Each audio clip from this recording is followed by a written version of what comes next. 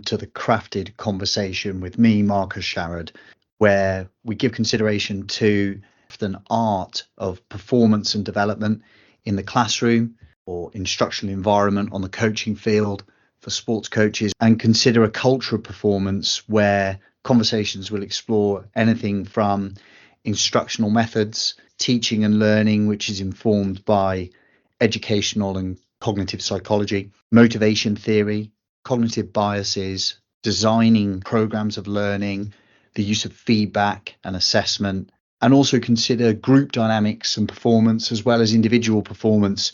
None of this can be explored without the lens of identity and storytelling and generating a sense of belonging within the cultural performance in which we exist. So, without further ado, we continue with today's crafted conversation.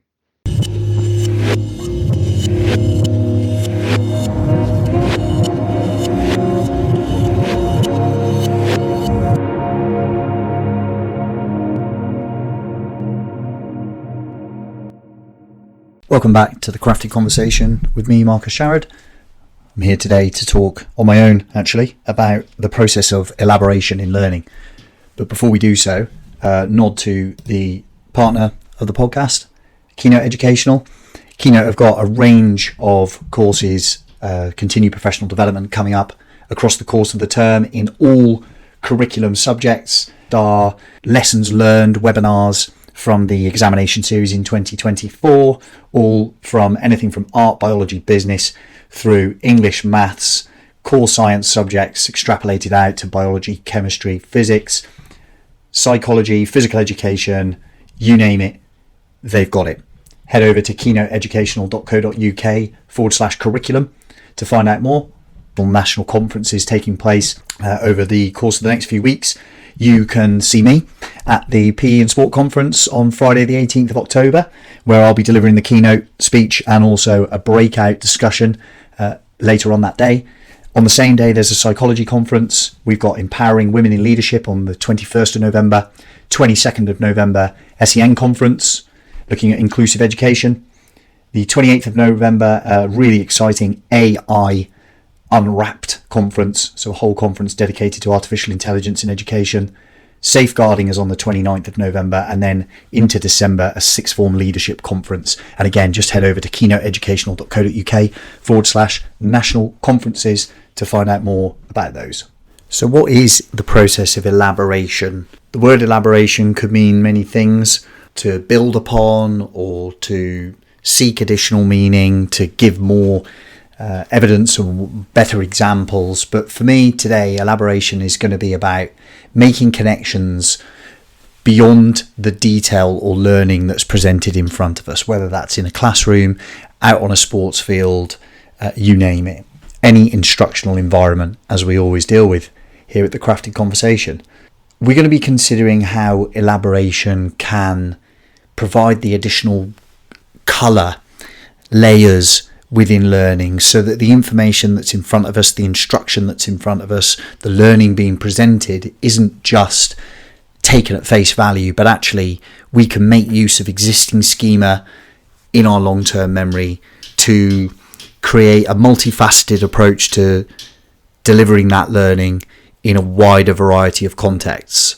That's going to take an amount of deliberate processes, which are either driven by you as the instructor or indeed by the learner with a greater understanding of how to better encode the learning being presented via questioning, explaining the whys and hows of what's being learned, being able to describe it, even better to be able to describe it in your own words, in your own language, and not the language of the teacher, the coach, the textbook, and then looking for additional context and links. What are the narrative structures? What are the stories?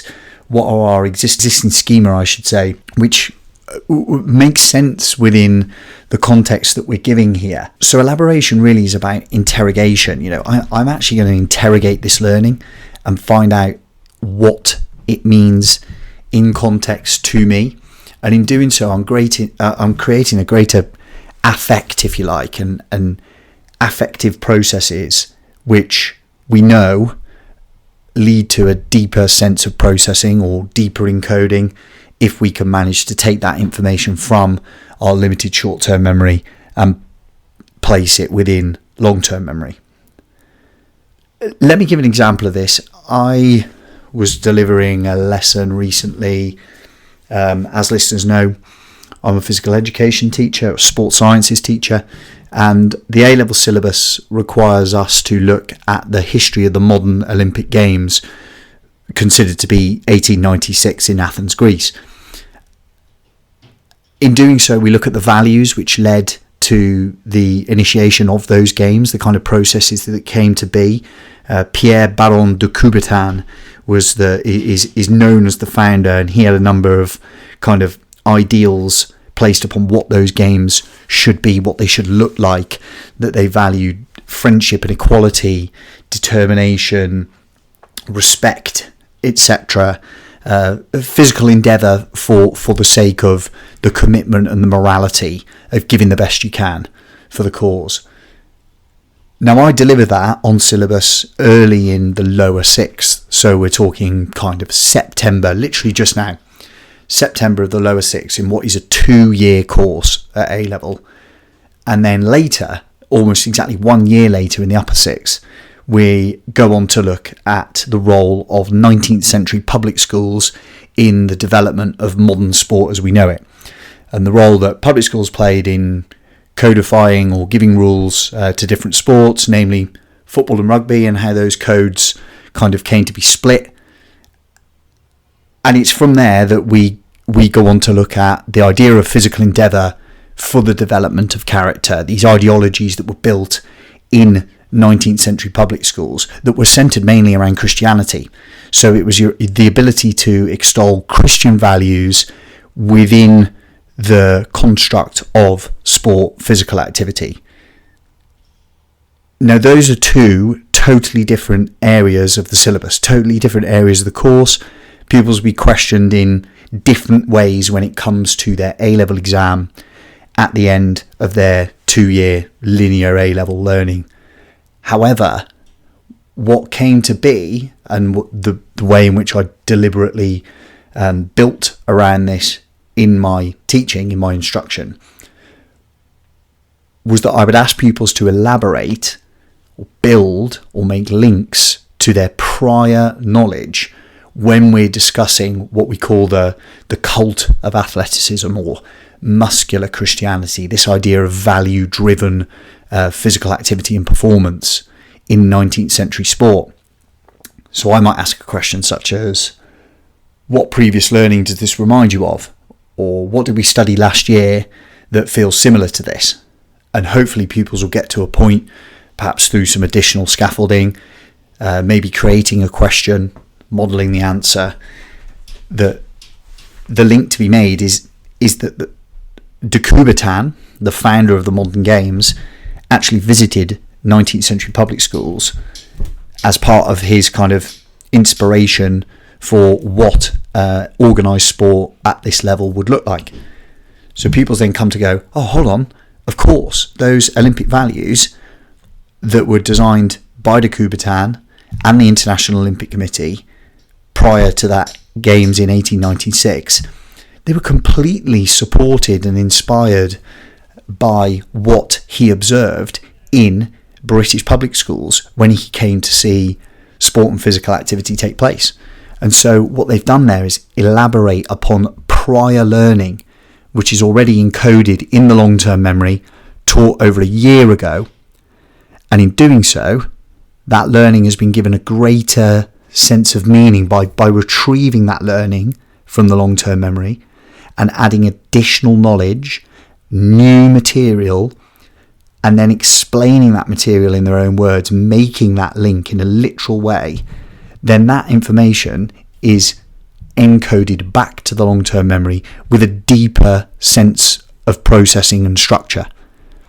And in doing so, it becomes more malleable, it becomes more sticky and more applicable into different situations.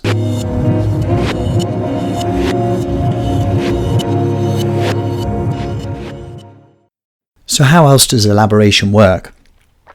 Or why does it work? Well, it works because of the processes of memory and how we encode information, retrieve it for future use, and then ultimately re-encode that information, hopefully with those deeper processing structures, as I've just described there with the anecdote around delivering the A-level syllabus of OCR physical education. Our memory is an interesting thing. We hear a lot about working memory. We hear a lot about long-term memory and the limits of working memory, and actually what does it take to move that information from one place to the other. It's beyond the remit of this particular conversation to talk about how that's possible. What we do know is that our cognitive load, the amount of information that we can hold in the working memory at one time, can quickly become overburdened, and in doing so, learning shut down. So being able to elaborate and make links to prior understanding, previously learned material, memories, experiences, storytelling, narrative structures within the environment that you're working in, all give a greater ability to chunk the new learning to that already exists, and thus reducing the amount of cognitive load. So if I were to place that onto, say, a football pitch, any professional athlete has the ability, the foundational skills to do the basics, to pass, to move, to mark, to track runners, to deliver long balls, to play on limited number of touches. Now, those foundational aspects are already existing in the long-term memory. They are mental models that have been automated over hours and hours and hours of practice. Placing those into a new tactical structure, say the change of a playing philosophy or a new head coach, whatever it might be, is much more difficult. It's really interesting at the moment as a football fan, watching a team like, say, Brighton and Hove Albion had a quick succession of coaches, but they appoint in such a way that the coach they bring in has a similar playing philosophy, strong director of football kind of model. However, they're playing in a way at the moment that they haven't quite been able to build the out of possession schema as a team to utilise the incredible skills that they already possess. So that incredibly high line that they're playing, they're being found out time and again as it is currently. We saw at the weekend in their game against Chelsea. But the reason that's happening is because it's so early in their development and progress as a team. Only time and continued practice, continued rehearsal, and the retrieval of that prior understanding of positionally how to be in that formation, out of possession, of how to track runners, when to step up, all of these things need to be consistently retrieved, and every time they are placed within the tactical structure that gains credence, gains that deeper structure of processing, deeper level of experiential aspects, which are re-encoded back to the long-term memory every time, and each time in doing so they become that more applicable, more malleable to those different situations, as described previously with my A-level learners. But that only comes through elaboration. In any instructional environment, this can be further utilised by asking the right kinds of questions and making really effective use of feedback. Now, in a classroom, that's indicative of what that instructional environment looks like. But I would warn colleagues to be mindful of feedback scenarios where a grade is given, or a paper is delivered back, or a marked piece of work, some sort of assessed work is given back, and the tendency is for the pupil to see the result and either be happy with it and file it, or be unhappy with it and then go into kind of sympathetic nervous state. No, if I've got a bad result, turn the paper over, hide it from everybody, totally not engaged in the next process. But the next process could be the most important one, when you can elaborate and build task orientation around what that feedback looks like. You know, what were the themes, what were the analyses that you made as the instructor about the overall responses to the question or question by question, and then How can pupils elaborate and build a stronger sense of schema, perhaps by looking at model responses, or by reassessing or re-answering a certain paragraph or a certain question or a certain element collectively in smaller groups or scaffolded as a class with you instructing from the front. These are all ways in which you can elaborate, ask questions. How was it that I wasn't able to access these marks? Why was that person's writing better than my writing, but my writing a little bit better than someone else's? And it's only through providing those models that the elaborative interrogation can take place. How does this fit within what I understand of this topic as a whole? And if we put that into a professional sporting environment, then we're talking about video analysis. We're talking about classroom sessions. We're saying, how does that actually relate to the way that we want to play? Or go further than that, what's the story behind the way that we want to play? How does it connect us to the fan base? How does it connect me to others in my training group? What's their understanding? How can we use conversation, collaboration here to be creative in our responses and ask ourselves, where would this scenario play out again? What would happen if I'd have stepped up and done this? What would happen if I was able to step in, win the ball, and then pass forward in this way? How does that relate to the way that we want to play? All of these questions, these how and why interrogative questions, are going to elaborate on the learning, and in doing so, build that stronger sense of schema, that stronger model, if you like, mental model within the long-term memory that is, over time, if that learning is spaced out and we revisit it in different contexts, for different opposition, in different weather, then we're able to say that pathway for retrieval is far more trodden and far quicker, and therefore has greater plasticity to be able to deliver to different scenarios. And in a classroom, ultimately that scenario is the questions that are written by an exam board that end up being the defining feature of whether we achieve our GCSE or our A-level or our BTEC or our Cambridge Technical. And just before I sign off, a nod to the Crafted Conversation newsletter, which comes out in conjunction with the weekly podcast episode. Links are in the show notes. You can also find me on LinkedIn, Marcus Sharrod, where you'll also find subscription links, as you do in the show notes, to the Crafted Conversation newsletter. And if you find yourself listening and are intrigued and think, how can the crafted concept, how can Marcus help me? Then whether that's performance coaching for you as an individual, or perhaps the team, the environment that you're within, or consulting around the learning environment, your learning design and curriculum, or even how you're critiquing learning, then drop me a DM on LinkedIn, or feel free to contact me directly, marcus@thecraftedconcept.co.uk.